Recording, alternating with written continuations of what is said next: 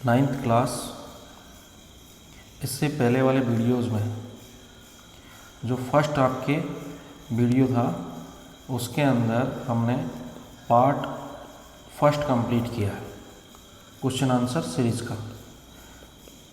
अब ये आपके है पार्ट सेकंड। चैप्टर आपका सेम है, 6 नंबर चैप्टर है आपके ऊतक टिश्यू। तो जितने क्वेश्चंस वहाँ मैंने आपको समझाए हैं उन्हीं क्वेश्चंस का एक प्रकार से रिवीजन है यहाँ पे, पर यहाँ पे थोड़ी चीज़ें ज़्यादा बताई जाएंगी। तो वहाँ आपने जो याद किया है, जो लिखा है, वही आपको यहाँ पे दोहराना है और इनको वापस अपनी कॉपी में भी उतारना है एक एक क्वेश्चन समझते हुए। जैसे कि पहला क्वेश्चन है कि निम्नलिखित पर विचार कीजिए। तो रक्त, फ्लोएम और पेशी 3 शब्द दिए हैं। नीचे क्वेश्चन कंप्लीट हो रहा है कि उपयुक्त में से यानी कि इन सब में से कौन सा या कौन से ऊतक के उदाहरण है।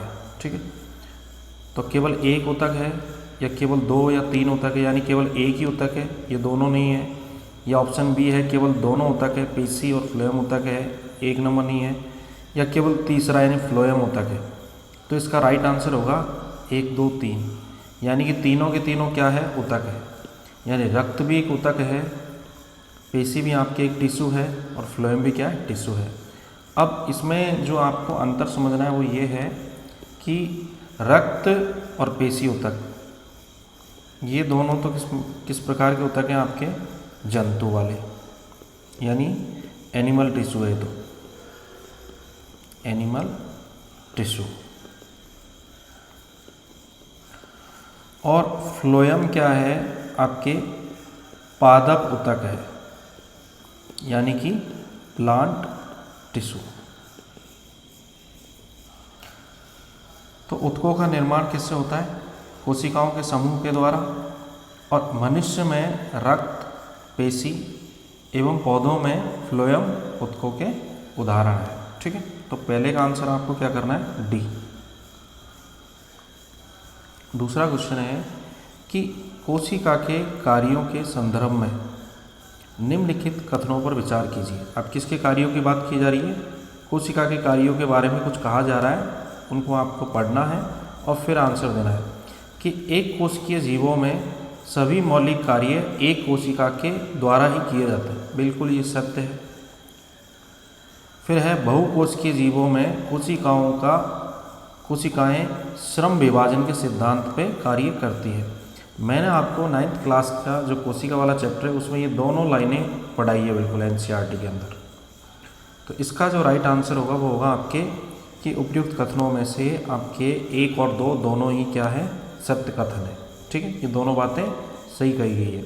इसके लिए मैं बता देता हूँ आपको कि एक कोशिकीय जीवों में सभी मौलिक कार्य एक ही कोशिका के द्वारा किए जाते हैं, ये जानते हैं हम। अब उदाहरण के लिए अगर मैं देखूँ तो आपके एक कोशिकीय जीव में कौन कौन आ जाता है, जैसे कि अमीबा है। ठीक है, अब अमीबा क्या करता है कि अपनी एक ही कोशिका के द्वारा, अमीबा क्या करेगा, अपनी एक ही कोशिका के द्वारा ये कौन कौन से कार्य कर लेता है, जैसे कि गति करना, यानी एक जगह से दूसरी जगह जाना, गति करना, भोजन करना, एक कोशिका के द्वारा ही। ठीक है, इसके अलावा जैसे श्वसन करना, श्वसन क्रिया। इसके अलावा वो क्या कर सकता है, इसके अलावा उत्सर्जन। और जो जीवन के अस्तित्व के लिए ज़रूरी है वो कौन सी क्रिया है, आपके जन्म। तो ये जितने भी कार्य हैं वो किसके द्वारा कर रहा है, एक ही कोशिका के द्वारा। तो ऐसे जीवों को क्या कहते हैं, एक कोशिकीय जीव। अब बहुकोशिकीय की बात करें तो बहुकोशिकीय जीवों में लाखों कोशिकाएं होती हैं। कितनी कोशिकाएं होती हैं इनके अंदर, लाखों कोशिकाएं। ठीक है, जो श्रम विभाजन के सिद्धांत पर कार्य करती है, इस बात को हम जानते हैं। इनमें अधिकतर कोशिकाएं कुछ ही प्रकार के कार्य को करने में सक्षम है। यानी कि जो कोशिकाएं हैं, एक कोशिका को बोल दिया भाई आपका काम है हाथ पैर चलाना, एक कोशिका को बोल दिया भाई आपका काम है पाचन करना, एक कोशिका का प्रकार है जो केवल श्वसन में भाग ले रहा है, एक कोशिका का प्रकार है जो शरीर में सारी जगह फूड की सप्लाई कर रहा है। तो इस प्रकार से प्रत्येक विशेष कार्य यानी प्रत्येक विशेष कार्य कोशिकाओं के विभिन्न समूहों के द्वारा किया जाता है। मनुष्यों में रक्त है, जैसे पेशी है, पौधों में फ्लोएम विशेष कार्यों को करने वाले ऊतक के उदाहरण हैं। अभी अभी हमने फर्स्ट क्वेश्चन में पढ़ा, तो ये आपको मैंने समझा दिया दूसरा क्वेश्चन। फिर तीसरा क्वेश्चन है आपके कि विभिन्न पादपों यानी कि विभिन्न पादप ऊतकों के संदर्भ में कौन कौन से कथन आपके सही है, गलत है, क्या है। वृद्धि यानी डेवलपमेंट, विभोजी ऊतक यानी कि आपके मेरिस्टेम्स मेरिस्टेमेटिक ऊतक की कोशिकाओं में बृहद रसदानियाँ उपस्थित होती है, यानी कि वृद्धि अथवा आपके विभोजी ऊतक की कोशिकाओं में बृहद यानी बड़ी रसदानियाँ उपस्थित होती है। पहला कथन तो ये है। और विभोजी ऊतक यानी मेरिस्टेमेटिक टिश्यू ऊतकों के विभाजन की शक्ति खो जाने पर वे स्थायी ऊतकों में परिवर्तित हो जाते हैं। अब इसका राइट आंसर कौन सा है, सही कथन का आपको क्या करना है, चयन करना है। तो पहला जो पॉइंट है आपके कि वृद्धि और विभोजी ऊतक की कोशिकाओं में बृहद रसदानी उपस्थित होती है, ये कथन मुझे सही नहीं लग रहा है। और दूसरा कथन है कि अगर विभोजी ऊतक यानी मेरिस्टेमेटिक टिश्यू के विभाजन की शक्ति खो गई एक बार, तो वे स्थायी ऊतकों में परिवर्तित होते हैं। बिल्कुल ये राइट है, यानी केवल आंसर आएगा बी कि कथन दूसरा सही है, पहला गलत है, पहले से कोई लेना देना नहीं। ठीक है, इसके बारे में थोड़ा बता देता हूँ जिससे आपको और अच्छे से ये चीज़ें क्लियर हो जाए। देखो, इसके बारे में आपको बता रहा हूँ, जैसे पादप ऊतकों की विभाजन की क्षमता के आधार पर ही पौधे के ऊतकों यानी कि पादप ऊतकों का वर्गीकरण हुआ है कि भाई विभाजन किस प्रकार से होगा। इसको मैं आपको अलग पेज पे जाके समझा देता हूँ। जैसे ही बात करें कि वृद्धि की क्षमता वाला जो ऊतक है उसे विभोजी ऊतक कहते हैं, और इसकी उपस्थिति वाले क्षेत्र के आधार पर इन्हें शीर्षस्थ, पार्श्व या अंतर्विष्ट, जो मैंने आपको बताया था कि आपके एपिकल यानी कि जो आपके मेरिस्टेमेटिक जो टिश्यू है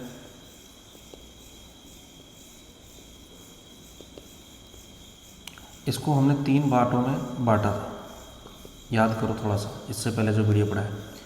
एक एपिकल, दूसरा मैंने बताया था आपको लेटरल, पार्श्व, और तीसरा बताया था मैंने आपको इंटरकैलरी। अब सपोज करो जैसे कि ये आपकी एक पादप है,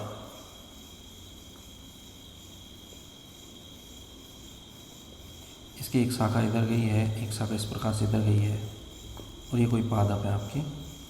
अब इस पादप में क्या हो रहा है कि ये सबसे शीर्षस्थ वाला पार्ट है, ये वाला, इसमें जो है उसे एपिकल कहेंगे, सबके शीर्ष पे यहाँ पे जो ऊतक है उसे क्या कहोगे, एपिकल। लेटरल जो इधर है आपके पार्श्व, ये साइड वाला, और जो बीच में है उसे आप क्या कहोगे, इंटरकैलरी।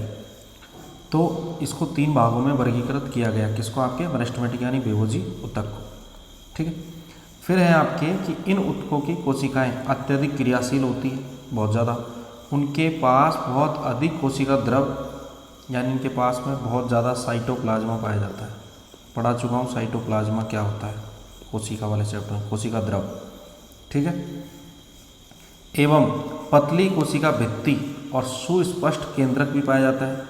उनके पास रसधानी नहीं होती, यानी कि रसधानी इनके पास में नहीं होती।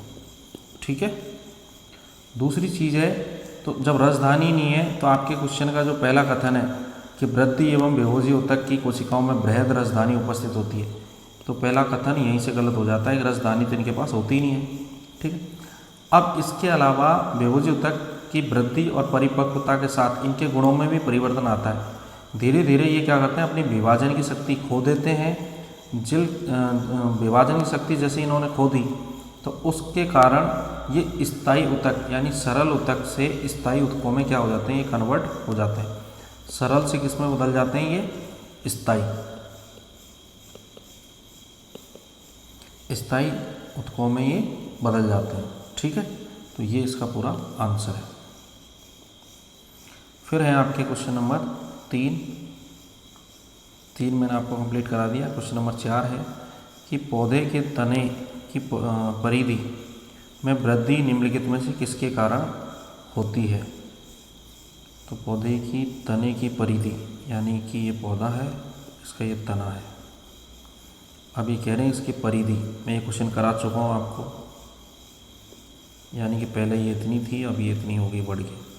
तो इसकी परिधि में जो वृद्धि होगी वो किसके कारण होगी, आपके लैटरल मेरिस्टेमेटिक यानी लैटरल यानी कि आपके पार्श्व या कैम्बियम टिश्यू के कारण, मेरिस्टेम के कारण। फिर है आपके कि पादपों के स्थायी ऊतकों के संदर्भ में निम्नलिखित में से कथनों पर विचार कीजिए। सरल स्थायी ऊतक एक प्रकार यानी सरल स्थायी ऊतक एक ही प्रकार की कोशिकाओं से मिलकर बने होते हैं, बिल्कुल ठीक है। जटिल स्थायी ऊतकों का निर्माण एक से अधिक प्रकार की कोशिकाएं मिलने से होता है। तो मेरे हिसाब से ये जो दोनों कथन हैं आपके, यानी कि जो दोनों कथन हैं आपके वो बिल्कुल ही सही होने चाहिए, क्योंकि सरल जो ऊतक होते हैं वो एक ही प्रकार का काम करते हैं, इसलिए वो एक ही प्रकार की कोशिकाओं से मिलकर बने होते हैं। और जटिल स्थायी ऊतकों का निर्माण अलग अलग कार्य के लिए होता है, इसलिए वो कई कोशिकाओं से मिलकर बना होता है। तो राइट आंसर होगा इसका सी, ठीक है। तो पादपों के ऐसे स्थायी ऊतक जिनका निर्माण एक ही प्रकार की कोशिकाओं से मिलने से होता है उन्हें सरल ऊतक कहते हैं, ठीक है। सिंपल परमानेंट टिश्यू बोलते हैं जो एक ही तरह के दिखाई देते हैं, और जटिल यानी कॉम्प्लेक्स परमानेंट टिश्यू जो एक से अधिक प्रकार की कोशिकाओं से मिलकर बने होते हैं, ये सभी एक साथ मिलकर इकाई की तरह कार्य करते हैं, ठीक है। तो ये भी मैं आपको बता देता हूँ। देखो टिश्यू यानी कि प्लांट टिश्यू को दो पार्ट्स में बांटा गया है। एक तो बताया गया आपके क्या है कि आपके परमानेंट टिश्यू,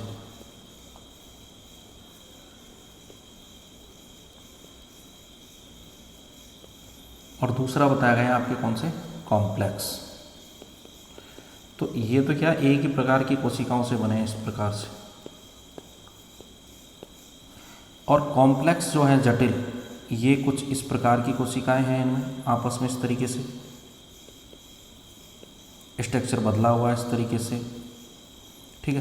तो इनमें कोशिकाएं अलग अलग प्रकार की दिखाई दे रही है। तो बहुत अलग अलग प्रकार की कोशिकाएं जब किसी ऊतक को निर्मित करती है तो उसे कहते हैं हम जटिल ऊतक, पादपों यानी अलग अलग, तो इनके कार्य भी अलग अलग होते हैं। अब परमानेंट का क्या है कि ये एक ही प्रकार यानी एक जैसी दिखने वाली कोशिकाओं से इनका निर्माण होता है, तो इनको कहते हैं आपके क्या, सरल, या आपके इनको बोलते हैं आपके सरल, ठीक है। और ये हो जाते हैं आपके कौन से, जटिल।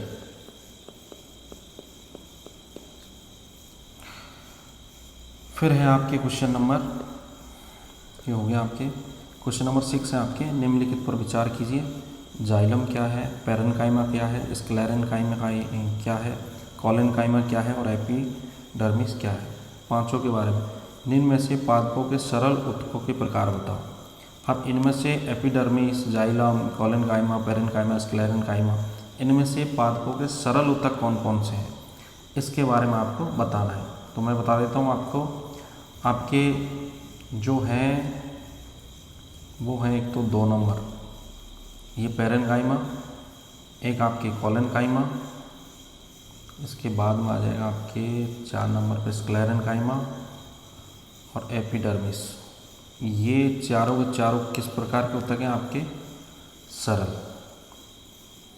और आपके जाइलम और इसके साथ एक और नाम आएगा आपके फ्लोएम, ये दोनों कैसे ऊतक हैं, आपके जटिल, ठीक है। तो इसका राइट आंसर क्या आ जाएगा, 2, 3, 4, 5, किसमें है ऐसा ऑप्शन, सी। तो इसका राइट आंसर हो जाएगा सी, ठीक है। और जाइलम और फ्लोएम क्या है, आपके जटिल ऊतक, ये किस प्रकार के हैं, जटिल, कॉम्प्लेक्स। यानी कि पैरेन्काइमा, कोलेन्काइमा, एपिडर्मिस और स्क्लेरेन्काइमा ये एक ही प्रकार की कोशिकाओं से मिलकर बने होते हैं, इसलिए इनको सरल ऊतक कहते हैं। और जटिल यानी कि जाइलम और फ्लोएम बहुत सारी कोशिकाओं से मिलकर बनते हैं जो अलग अलग प्रकार की होती है, इसलिए इन्हें क्या कहते हैं, जटिल यानी कॉम्प्लेक्स टिश्यू।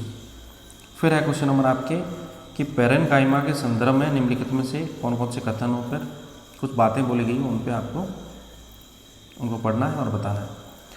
एक है आपकी कि पैरेन्काइमा ऊतक यानी पैरेन्काइमा जो ऊतक है वो भोजन का भंडारण करते हैं, यानी भोजन को क्या करते हैं, संग्रहित करते हैं। ठीक है। कोलेनकाइमा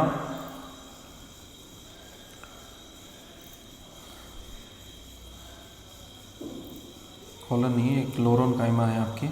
क्लोरोकाइमा ऊतक पौधे को तैरने के लिए उत्प्लावन बल प्रदान करता है और एरेनकाइमा ऊतक प्रकाश संश्लेषण के लिए उत्तरदायी है। थोड़ा सा उल्टा कर दिया इस क्वेश्चन में। इसका जो राइट आंसर होगा वो होगा आपके केवल 2 कथन सत्य हैं आपके, यानी कि जिनमें से असत्य नहीं, यानी सत्य नहीं है। असत्य कथन कौन कौन से हैं आपके? 2 और 3। ये तो सही है, पेरेनकाइमा भोजन का भंडारण करता है, ये बात तो सही है। लेकिन ये क्लोरेनकाइमा और एरेनकाइमा, ये दोनों को क्या उल्टा कर दिया। जो एरेनकाइमा वाला ऊतक है, यानी कि जो एरेनकाइमा वाला ऊतक है, इसमें क्या बड़ी बड़ी, इसके जैसे ये ऊतक होता है, इसके बीच में क्या बड़ी बड़ी गुहिकाएँ होती हैं। तो उन गुहिकाओं में क्या वायु भर जाती है। वायु भरने से क्या है कि पेड़, जैसे कुछ पादप होते हैं जो कि पानी में तैरते हैं, तो उत्प्लावन बल के द्वारा वो पानी में तैराता है। और क्लोरेनकाइमा जो ऊतक है हमारे, वो क्या करता है, प्रकाश संश्लेषण का कार्य करता है। यानी कि जो कथन तीसरे के लिए है उसमें कार्य दूसरे में हो रहा है, और जो कथन दूसरे के लिए है उसमें कार्य तीसरे में हो रहा है। तो ये उल्टा लिख दिया थोड़ा सा, बाकी सब कुछ ठीक हो जाता है। यानी कि आपकी क्लोरेनकाइमा काम क्या करता है, प्रकाश संश्लेषण का, और एरेनकाइमा काम क्या करता है, पादप को तैराने का। ठीक। तो मैं आपको दोबारा बता देता हूँ कि पादपों में उपस्थित सरल स्थायी ऊतकों के अंतर्गत आने वाले पेरेनकाइमा ऊतक पादपों की आधारीय पैकिंग को निर्मित करता है। आधारीय पैकिंग का मतलब नीचे नीचे। और ये ऊतक कोशिकाएं कुछ परतों के रूप में क्या करती है कि ये कोशिकाएं जीवित होती है और पेरेनकाइमा मुख्यतः तने तथा जड़ों के पोषण करने वाले पदार्थों जैसे जल तथा भोजन का क्या करती है, संग्रहण करती है। तो पेरेनकाइमा की बात तो ये हुई।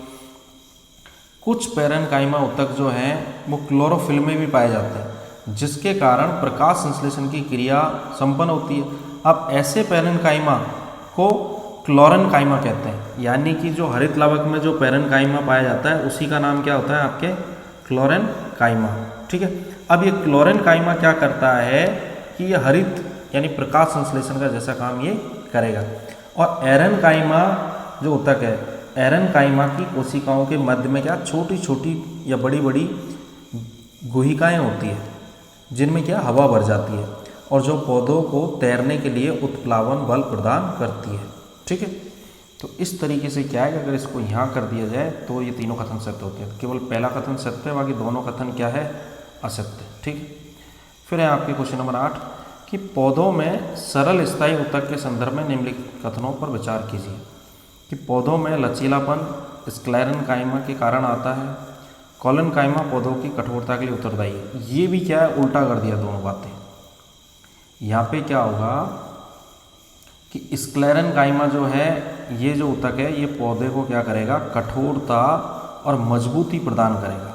इसका काम क्या होगा कि पौधे को कठोर बनाएगा और पौधे को कैसे बनाएगा, आपके मजबूत बनाएगा। ठीक है। और जो कोलेनकाइमा टिश्यू होता है उसके बारे में तो हमने पढ़ा है। तो कोलेनकाइमा क्या करेगा आपके कि उल्टा काम करेगा, ये पौधे को क्या बनाएगा, लचीला बनाएगा। ठीक है।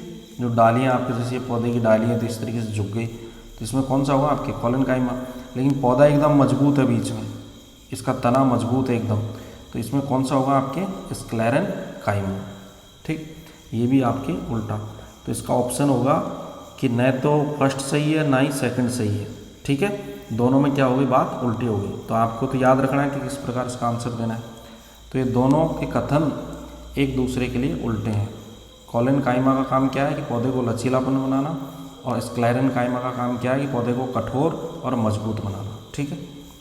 फिर है आपके क्वेश्चन नंबर 9 स्टोमेटा की संदर्भ, यानी कि रंध्र जो होता है पत्तियों में पाया जाता है। ये 10वीं क्लास में एज वेल एज इसी तरीके से पूछा जाएगा। ये रक्षी यानी द्वार कोशिका, गार्ड सेल्स बोलते हैं इनको, कोशिकाओं से घिरे होते हैं। तो पहला जो कथन है वो तो बिल्कुल सही है। ये वायुमंडल से गैसों का आदान प्रदान करते हैं, परंतु वाष्प उत्सर्जन यानी वेस्पराइजेशन की क्रिया में भाग नहीं लेते। अगर ये लाइन इस कथन में नहीं जोड़ी होती तो ये दूसरा कथन भी सत्य हो जाता। क्योंकि ये वायुमंडल से गैसों का आदान प्रदान करते हैं। ये लाइन तो सही है, पर ये परंतु के बाद जो लाइन जोड़ दी ये गलत है, क्योंकि बाष्पोत्सर्जन का भी ये काम करते हैं। नहीं भाग लेते हैं, ये भाग क्या है, लेते हैं। तो इस क्वेश्चन की डिमांड के हिसाब से आंसर केवल फर्स्ट सही है कि ये रक्षी कोशिकाओं से घिरे होते हैं। ठीक है। फिर है आपके कि निम्नलिखित विशेषताओं पर विचार कीजिए। यह पौधे की बाह्य सतह पर प्राय एक मोम जैसी जल प्रतिरोधी परत बनाती है। यह पौधे की सबसे बाहरी परत है। यह पौधे के सभी भागों की रक्षा करती है। अब किसी एक प्रकार के ऊतक के ये सारे कार्य हैं, ये कार्य भी वही ऊतक करता है, तीनों कार्य कोई एक ऊतक करता है। तो स्क्लेरेन्काइमा, एपिडर्मिस, पैरेन्काइमा। अब इसमें से कौन सा ऐसा ऊतक है जो किस प्रकार का कार्य करता है? तो 10 नंबर जो क्वेश्चन है इसका राइट आंसर होगा आपके एपिडर्मिस। थोड़ा सा इसके बारे में बता देता हूँ। एपिडर्मिस क्या होता है? पौधे की सबसे बाहरी परत होती है, जो आप छाल के रूप में देखते हो। जैसे इस पौधे में इस तरीके से जो छाल के रूप में है ना, जो परत होती है यहाँ पे, वो होती है आपके एपिडर्मिस। अब एपिडर्मिस क्या करती है? पौधे को एक मोम जैसी जल प्रतिरोधक क्षमता यानी परत बनाती है। यह पौधे की सबसे बाहरी परत है और ये पौधे के सभी भागों की क्या करती है? रक्षा करती है। ठीक। इसके अलावा ये पौधे के सभी भागों की रक्षा करती है। मरुस्थलीय या शुष्क स्थानों पर मिलने वाले जो पौधे होते हैं उनमें ये क्या होती है? मोटी होती है एपिडर्मिस। ये कोशिका के बाह्य स्तर प्राय जैसे मोम जैसी एक जल प्रतिरोधक परत भी बनाएगी, और मोम जैसे परत जैसे क्यूटीन एक जल अवरोधक रसायन पदार्थ का भी लेप करती है, क्योंकि ये क्या बनाती है? क्यूटीन बनाती है, क्यूटिकल का आवरण बनाती है। ठीक है। और इसके अलावा जल की हानि को रोकती है, यानी पानी फालतू में बाहर नहीं निकले पेड़ से। यांत्रिक का मतलब मैकेनिकल सपोर्ट, आघात, कोई प्रहार होता है पेड़ पे उसको रोकती है।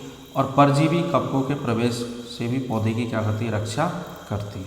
फिर है आपके क्वेश्चन नंबर 11 कि पौधों और वृक्षों के संदर्भ में निम्नलिखित कथनों पर विचार कीजिए। जड़ों के अंदर एपिडर्मल कोशिकाएं पानी को सोखने का कार्य करती है। वृक्षों की छाल हवा पानी के लिए अभेद यानी कि इम्बेरियस होती है। क्या ये बात सही है? वृक्षों की छाल, तो दोनों का आंसर जो होगा वो वहाँ आपका बिल्कुल सत्य है, दोनों ही।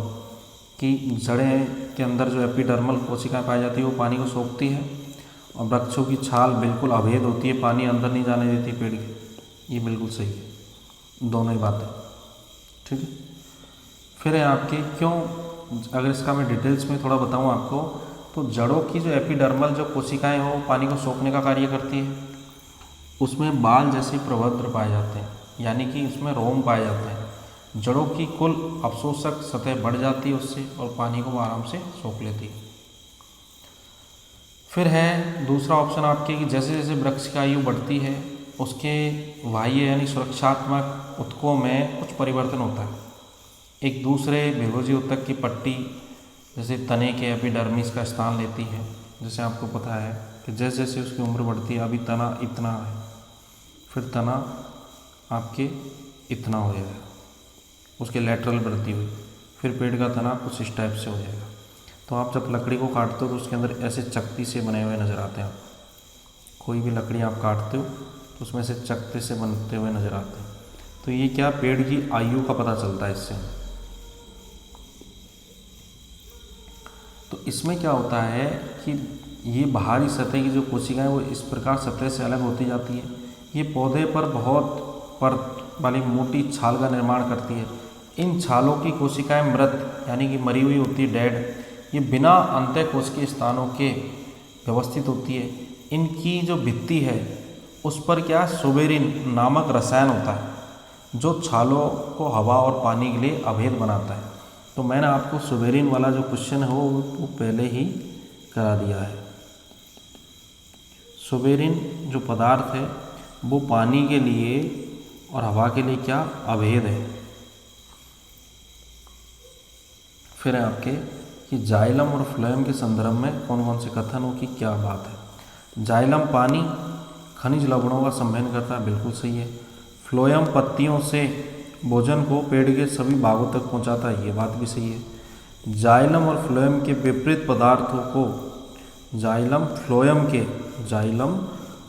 के विपरीत पदार्थों को कोशिकाओं में दोनों दिशाओं में गति करा सकता है। ये कथन थोड़ा डाउटफुल है। तीसरा जो कथन है आपका, इसका कोई औचित्य बन नहीं रहा है, तो इसमें से अच्छा क्वेश्चन की डिमांड क्या है, उपयुक्त कथनों में से गलत कौन सा है? तो बिल्कुल सही है, तीसरा कथन क्या है, गलत है। यानी तीसरा कथन क्या है, गलत है। पहला दूसरा कथन सत्य है, तो दूसरा ऑप्शन बैठेगा नहीं कि दूसरा और तीसरा गलत है, क्यों दूसरा तो सही है। इसी तरीके से यहाँ पे पहला सही है, तीसरा, तो राइट आंसर होगा कि तीसरा कथन है जो क्या है आपके गलत। बाकी दोनों कथन ऊपर के क्या है, सत्य है। ठीक है, इसके लिए मैं आपको थोड़ा सा बता देता हूँ जाइलम के लिए, जिससे आपको थोड़ा आइडिया हो जाता है कि जाइलम की व्यवस्थाएं कैसी है। वैसे तो जो निबंधात्मक क्वेश्चन होंगे उनमें और बताऊँगा मैं आपको। देखो, जो आपके कॉम्प्लेक्स टिश्यू है,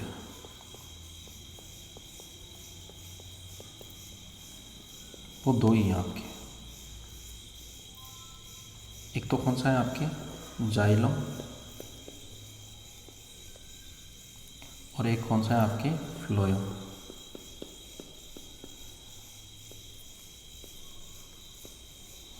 अब जाइलम के अंदर क्या क्या चीज़ पाई जाती है? एक तो पाया जाता है आपके ट्रेकियार्ड्स,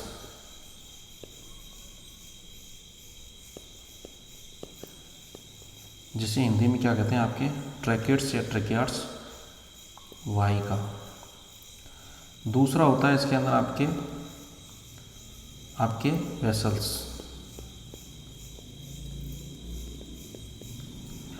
और तीसरा होता है आपके जाइलम फाइबर।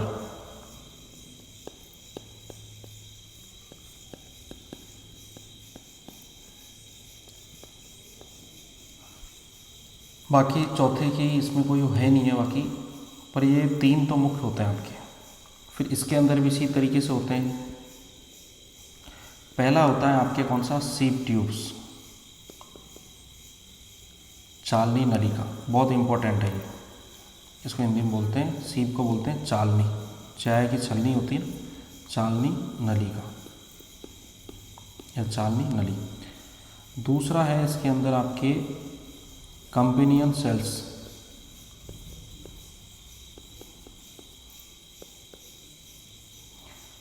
और तीसरा है इसके अंदर आपके फ्लोएम पैरेन्काइमा।